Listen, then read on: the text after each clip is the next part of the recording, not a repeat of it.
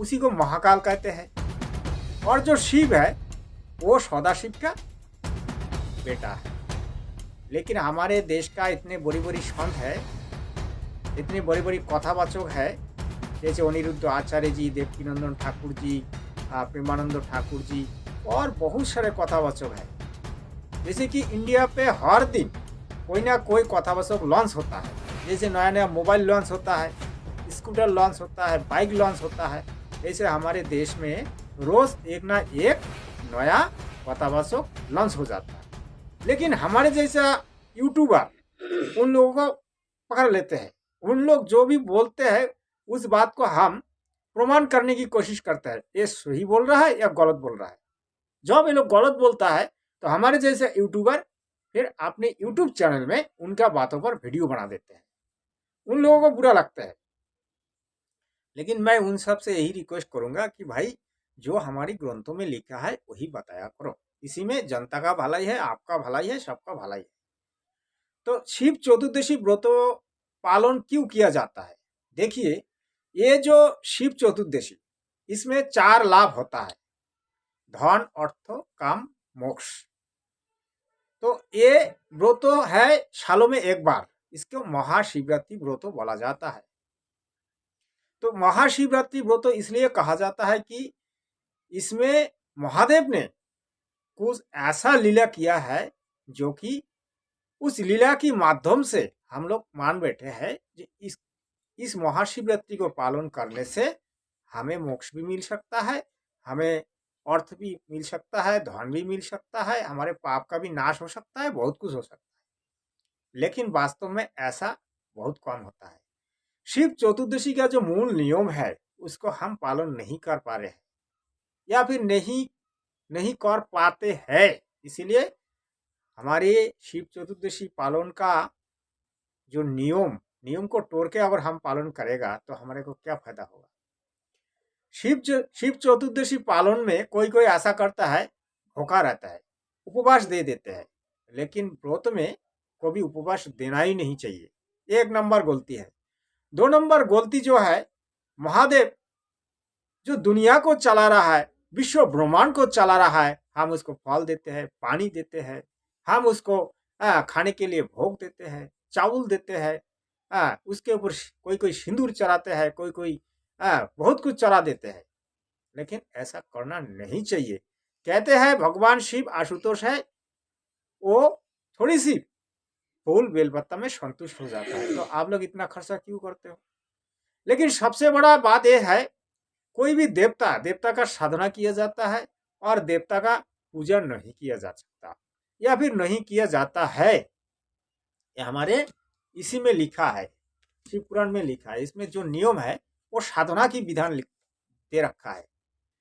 लेकिन हम लोग क्या करते हैं? पूजा करते हैं किस तरीके से? अपना मन मर्जी से, मतलब हमारी मन जैसा चाहा वैसा हम पूजा करते हैं। कोई तो फूल बेल पत्ता से, कोई धुतरिया फूल से, कोई बहुत सारे फूलों से, कोई कोई केले भी डाल देते हैं, कोई कोई गाय का दूध भी डालते हैं, कोई कोई भैंस का दूध भी डालते हैं। ऐसा कोई बार हो जाता है कोई बकरी का दूध भी डाल दे सकता है। तो बकरी का दूध देने से महादेव खुशी थोड़ी होगा भाई। ऐसा भी होता है कोई बार। जो बाजार में दूध खरीदने जाता है, वो बाजार में कौन सी दूध लाता है, या बकरी का या भैंस का या गाय का, क्या पता, या ऊँट का। तो ऐसा होता है। देखिए, महादेव जो है वो 21 ब्रह्मांड का मालिक है। उन्होंने आपसे दूध नहीं मांगा, उन्होंने आपसे भक्ति मांगा। तो आप उनको जबरदस्ती दूध देते हो, जबरदस्ती उनको उनका ऊपर धुतरा का फूल चढ़ा देते हो, केले देते हो, कोई सारे फल फ्रूट देते हो। तो महादेव का कमी थोड़ी है, जो 21 ब्रह्मांड का मालिक है, जिसने विश्व ब्रह्मांड का बनाया है, जिसकी आदेश से हवा, मिट्टी, आग सब चलता है, पेड़ पौधा चलता है, तो उसको आप देते हो। वो तो हमको देगा ना, हम मांगेंगे तो हमको देगा। उनके देने के लिए उनके भंडार में बहुत भरा पूरा है। तो आपका छोटी सी भंडार से आप क्या दोगे? जो कि उसी ने सब बनाया है, तो उसी को आप देते हो। ऐसा हो ही नहीं सकता भाई। इसीलिए हम सबका पूजा जो है ना वो व्यर्थ होता है।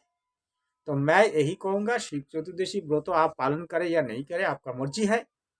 तो अगर करता भी हो, अगर आप करना चाहते हो, तो ये शिवपुराण की जो नियम है उस नियम के अनुसार कीजिए। उस पाखंडी पाषंडी ब्राह्मण की कहने पर आप मत कीजिए, क्योंकि वो तो आपको ठगाएगा।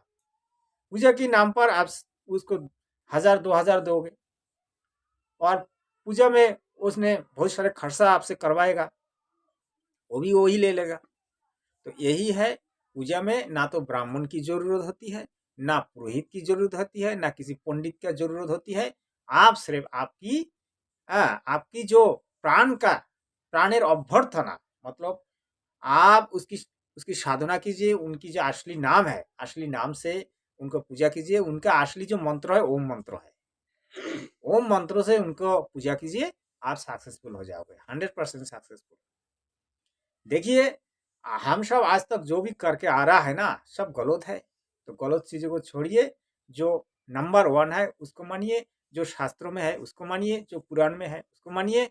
ये जो नकली पाखंडी पाषंडी ब्राह्मण है, इसके कहने पर आप कुछ भी मत कीजिए। ये सिर्फ आपको गलत रास्ता दिखाते हैं, आप फंसाते हैं, आपसे सिर्फ खर्चा करवाते हैं। आप उनको कुछ पूछोगे तो आपको कोई जवाब नहीं देगा, क्योंकि उनको पता ही नहीं है। वो तो कभी शिव पुराण को खोल के दिखे ही नहीं। उसका पिताजी ने पूजा पूजा किया होगा, जसमान चलाता होगा, उसी में वो सीखा। भाई ऐसे ही इसमें ऐसे ये फल रखना है, इसमें उसमें ऐसे फूल देना है, ऐसी मंत्रों से पूजा करना है, ऐसी मंत्रों ऐसे जपना है, इतना वो सीखा है। उसको अगर पूछोगे भाई जो मंत्र आप जप रहे हो, जो मंत्र आप जपा रहे हो, उसका मतलब क्या है, कह ही नहीं पाएगा। क्योंकि उसको क्या है, ये उसकी व्यवसाय है भाई, ये उसकी व्यवसाय है। मतलब इसमें संसार चलाते हैं। आप उस पूजा के नाम से उसको 1000 दोगे, 2000 दोगे, तो उसकी परिवार चलता है। तो वो तो कभी नहीं कहेगा भाई आप पूजा मत करो, कहेगा नहीं, क्योंकि उसकी जीविका है। तो भाई आज के लिए इतना ही है। अगर आपको अच्छा लगा तो धर्मकथा चैनल को सब्सक्राइब करके रखें। जय हिंद, वंदे मातरम।